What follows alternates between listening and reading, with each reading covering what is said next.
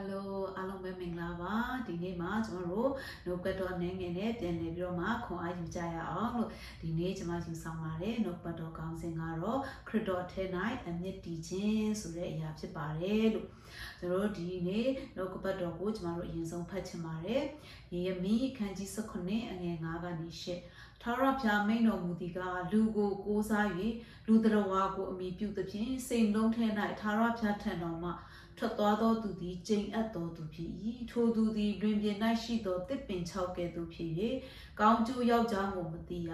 အဘယ်သူမျှမနေသောစားမည်တွေးချောက်သောတွင်ပြင်၌နေရလိမ့်မည်ထာဝရဘုရားကိုကိုးစားသောသူထာဝရဘုရားကိုမိမိကိုးစားရာအကြောင်းဖြစ်စေသောသူသည်ကောင်းကြီးမင်္ဂလာကိုခံအပ်သောသူဖြစ်၏ထိုသူသည်ကရေရှိသောအရ၌စိုက်ပျိုး၍မျက်နှာမှာအမြင့်ဖြာသဖြင့်ပူသောအရှင်ယောက်ျားကိုမသိအရွက်မညိုးမနွမ်းမိုးခေါင်သောကာလ၌စိုးရင်စရာမရှိပဲအစဉ်မြဲအသီးကိုတီးတတ်သောအပင်နှင့်တူ၏ဒီဖတ်တော်သောနှုတ်ပတ်တော်ပေါ်မှာရောက်စတိုင်းကိုဖျားရှင်ထူပဲကောင်းချီးပေးပါစေဒီနေ့မှာကျွန်တော်တို့ဒီမှာနှုတ်ပတ်တော်အားဖြင့်ပေါ့နော်ကျွန်တော်တို့ရောက်စီတိုင်းအတွက်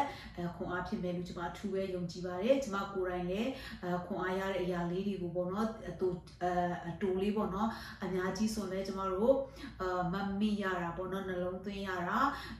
ခက်မှာဆိုလို့ပေါ့နော်ကျွန်တော်တို့အားလုံးအတွက်တူနဲ့ချွဖျားရဲ့နှုတ်ပတ်တော်ကအရှိကြီးဖြစ်စရာမလိုပါဘူးသူရဲ့စကားတခွန်းလေးတစ်ချောင်းလေးကကျွန်တော်တို့ရဲ့အသက်တာကိုပြောင်းလဲစေနိုင်တာဖြစ်ပါတယ်လို့အားကြောင့်ဒီနှုတ်ပတ်တော်နဲ့ကျွန်တော်တို့ရောက်စင်ရဲ့အသက်တာမှာဝိညာဉ်တော်ကတိုးထီမယ်လို့ကျွန်မအထူးပဲယုံကြည်တယ်ဒီနေ့ပေါ့နော်ကျွန်တော်တို့ရဲ့အသက်တာတွေကပါလဲဆိုတော့ခရစ်တော်ရဲ့အထဲမှာကျွန်တော်တို့အမြင့်ဆွေးဖို့ရန်အတွက်လိုအပ်တာဖြစ်ပါတယ်အဲ့ဒါမှသာလျှင်ကျွန်တော်တို့ရဲ့အသက်တာဟာပေါ့နော်တကယ်ပဲပူပြင်းတော့ကရောက်တဲ့အချိန်မှာပေါ့နော်ပင်လယ်နားမှာစိုက်တဲ့မြစ်နားမှာစိုက်တဲ့တစ်ပင်ကဲသူကျွန်တော်တို့ကစိမ့်လန်းပြီးတော့မှသူတို့ဘာအတွက်ကောင်းကြီးမင်္ဂလာသူများနားခိုရာဖြစ်မှာဖြစ်တယ်အဲကြောင့်ဒီမှာဗာပြောထားလဲဆိုအခန်းငယ်9ကနေကျွန်တော်တို့အရင်ကြည့်ကြရအောင်နော်ထာဝရဘုရားမိန့်တော်မူသည်ကလူကိုကိုးစား၍လူတော်ကိုအမိပြုသဖြင့်စိတ်လုံးထဲ၌ထာဝရဘုရားထံတော်မှထွက်သွားသောသူသည်ကျိန်အပ်သောသူဖြစ်၏တဲ့အာမင်ဒီနေ့မှာပေါ့နော်ဒီနှုတ်ကပတ်တော်ကဘာပြောလဲဆိုရင်ကျမတို့လူကိုကိုးစားတဲ့သူလူတော်ဝါတွေကိုအမိပြုတဲ့သူစိတ်လုံးထဲမှာထာဝရဘုရားထံတော်မှာထွက်သွားတော့သူလို့ပြောတာဖြစ်တယ်အဲ့လူတွေကကျိန်အပ်တဲ့သူတွေဖြစ်တယ်တဲ့နော်ကျွန်တော်လူတွေကိုအားကိုးမိတဲ့အရာတွေဒီဩဇာအာဏာရှိတဲ့သူတွေကိုပဲကြောက်ရွံ့ပြီးတော့မှအားကိုးခြင်းတဲ့သူတွေငွေကြီးကနာကြွယ်ဝတဲ့သူတွေတချို့တွေဆိုအရန်ပဲအားကိုးပြီးတော့သူတို့ကိုပဲဖတ်ရန်ဖားပြီးတော့မှနော်အသက်ရှင်နေတဲ့သူတွေမြောက်များစွာရှိတာဖြစ်တယ်အဲ့ဒါတွေကိုပြောတာဖြစ်တယ်လူကိုကိုးစားတယ်ဆိုတော့နော်ပါဝါရှိတဲ့သူဒီအိမ်ထဲမှာအိမ်တစ်အိမ်မှာတော့ဆိုအဲ့ဒီအိမ်ထဲမှာပါဝါရှိတယ်လို့ယုံကြည်တဲ့သူကိုပေါ့နော်အတင်းမြောက်ပေးပေါ့နော်ပြီးတဲ့အခါမှာ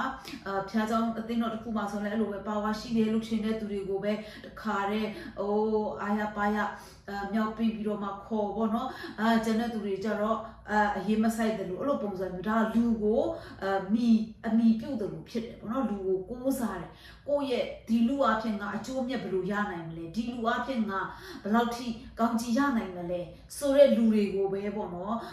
မိခိုပြီးတော့မှကိုယ့်ရဲ့နှလုံးသားတွေကဖျားစီမှာမဟုတ်တော့ဘဲနဲ့အဲ့လူနေပါပဲမိခိုနေတဲ့သူတွေကကျင့်အပ်တဲ့သူတွေဖြစ်ပါတယ်တဲ့အာမင်အငယ်6မှာထပ်ဖတ်မယ်ဆိုရင်ထိုသူသည်လွင်ပြင်၌ရှိသောတစ်ပင်6ကဲ့သို့ဖြစ်၍ကောင်းသောအကျိုးယောက်ျားကိုမသိအဘယ်သူမျှမနေသောစားမည်တွေးချောက်သောလွင်ပြင်၌နေရလိမ့်မည်တဲ့အဲ့လိုလူတွေကဘလို့ထပ်ပြီးတော့မှပြောထားလဲဆိုရင်လွင်ပြင်၌ရှိသောတစ်ပင်6ကဲ့သို့ဖြစ်တယ်တဲ့6တွေးတဲ့တစ်ပင်ကြီးကဲ့သို့ဖြစ်တယ်သူကအရွက်တွေလည်းမရှိဘူးအသီးလည်းမရှိဘူး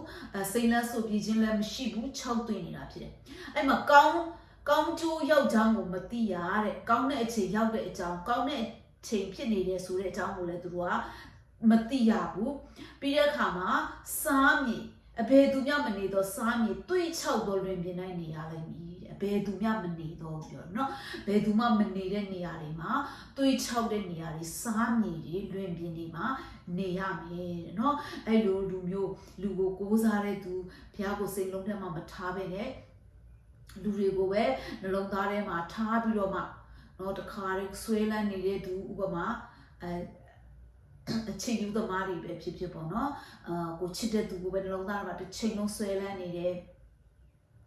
ကိုးစားနေတယ် ဒါမှမဟုတ်လည်းကိုအားကိုတဲ့သူယာတုပုတ်ကိုကြီးတထေးတကြွယ်တွေကိုပဲစိတ်ထဲမှာဆွဲလန်းနေတယ်အဲ့ဒါမျိုးလူတွေကဆိုလို့ရှိရင်သူ့6တဲ့တစ်ပင်ကြီးလိုပဲ6သွေးတဲ့တစ်ပင်လွင်ပြင်6သွေးတဲ့လွင်ပြင်နေမှာနေရမယ်လူမနေတဲ့နေရာတွေမှာနေရမယ်ဆိုတော့ကျမ်းစာမှာပြောတာဖြစ်တယ်နော်ထာဝရဘုရားကိုကိုးစားတော်သူထာဝရဘုရားကိုမိမိကိုးစားရအကြောင်းဖြစ်စေတော်သူဒီကောင်းချီးမင်္ဂလာကိုခံအပ်တော်သူဖြစ်၏တဲ့အာမင်ဒီမှာကျွန်တော်တို့တွေ့လာပါပြီ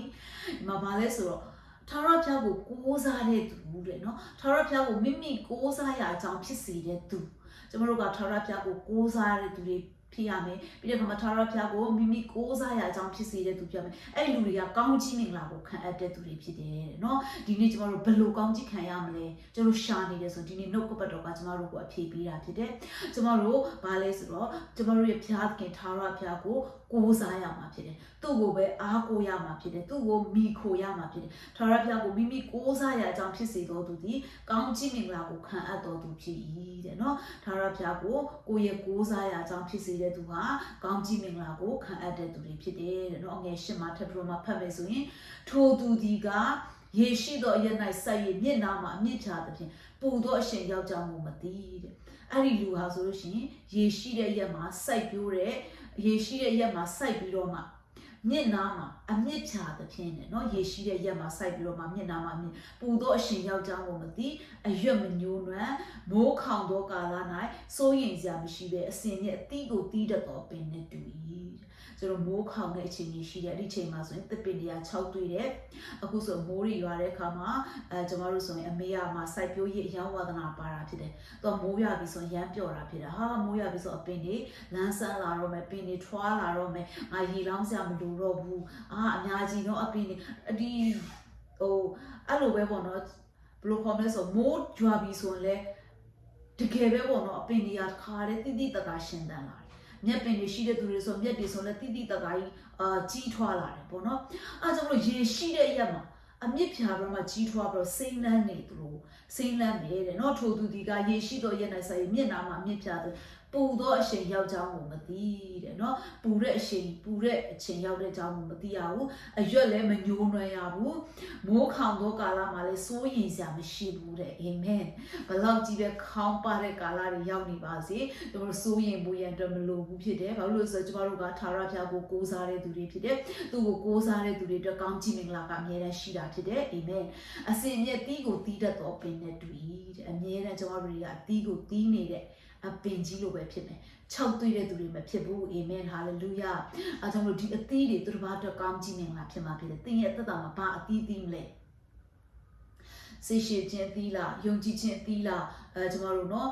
တခါတဲ့အသီးတွေများဆိုကျွန်တော်တို့ရဲ့အသက်တာမှာဝိညာဉ်အသီးတွေတီးဖို့ရန်အတွက်ဘုရားသခင်ကသူ့ကိုကိုးစားတဲ့သူဖြစ်စေဖို့ရန်အတွက်လိုတော်ရှိတာဖြစ်ပါတယ်လို့အဲဆိုရင်ကျွန်တော်တို့ကသူ့ရဲ့အထဲမှာပေါ့เนาะကျွန်တော်တို့တည်ကြည်ပြီးတော့မှသူ့ရဲ့အထဲမှာအမြင့်တည်ပြီးတော့မှအသက်ရှင်တယ်ဆိုလို့ရှိရင်ကျမတို့ရဲ့အသက်တာဟာဘယ်တော့အခါမှညှိုးနွမ်းတဲ့သူတွေဖြစ်မှာမဟုတ်ဘူးအမြဲတမ်းစိမ့်လန်းပြီးတော့မှဘုရားရဲ့ကောင်းချီးမင်္ဂလာကိုခံစားရတဲ့သူတွေဖြစ်မှာဖြစ်ပါတယ်လို့အဲဒါကြောင့်ဒီနေ့ဒီနှုတ်ကပတ်တော်အတူလေးအနည်းငယ်လေးနဲ့ခွန်အားပေးချင်တာဖြစ်ပါတယ်ရောက်ဆိုင်ကိုဖျာရှင်ထူးပဲကောင်းချီးပေးပါစေကျေးဇူးတင်ပါတယ်နောက်ပိုင်းများမှာပြန်လဲဆုပ်တွေ့ကြမယ်အမြဲတမ်းနားဆင်ပေးတဲ့သူတွေကိုလည်းဖျာရှင်ထူးပဲကောင်းချီးပေးပါစေဒီနှုတ်ကပတ်တော်အပြင်ဖျာရဲ့စကားပြောခြင်းဒိုထီခြင်းအသက်တာမှာပြောင်းလဲခြင်းများများစွာကြုံတွေ့ရပါစေလို့ဒီညကနေဆုတောင်းပေးပါတယ်ကျေးဇူးတင်ပါတယ်